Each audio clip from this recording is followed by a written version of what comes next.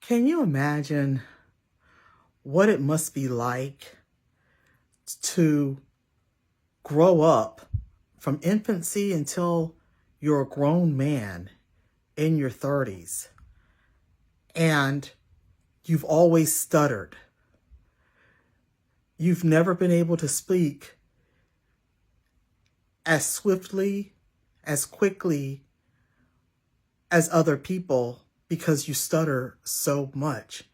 You've been to doctors and nobody can seem to help you with your stutter. And can you also imagine that you stutter, but you have an identical twin who does not? So both of you look exactly alike. And your identical twin brother, he speaks smoothly, swiftly. And he's a womanizer. Both of you are good looking since you're identical. But since your brother can speak clearly, he can ask women out on dates and they're lined up just to spend a few minutes with him. And he's a heartbreaker. Your identical twin brother is a heartbreaker. And you find yourself living in your brother's shadow. And you also find that you're more sensitive than caring. And you're more sensitive and caring than your twin because you stutter so badly. And you're more sensitive to people's needs because you have needs of your own. And can you imagine, as your brother breaks the hearts of all these women, how they come running to you for comfort, advice, something to help them to feel better? So can you imagine after you and your brother are out of high school and go your separate ways, you no longer have to worry about being there and comforting your identical twin brother's girlfriends because you no longer live in the same household and you've gone gone your separate ways. You're still in touch, but since you're not in the close proximity to one another, you are now living your own life and you still stutter. And it just seems to be something that you cannot overcome. And can you imagine you pour your passion into baking desserts? It's hard for you. Relationships are hard for you to start because it's hard for you to speak. But you're an awesome baker. And can you imagine you move to your identical twin brother's hometown and open a bakery? Because that's just what there's a spot that opens up, a prime spot, and you just can't resist. So you move there.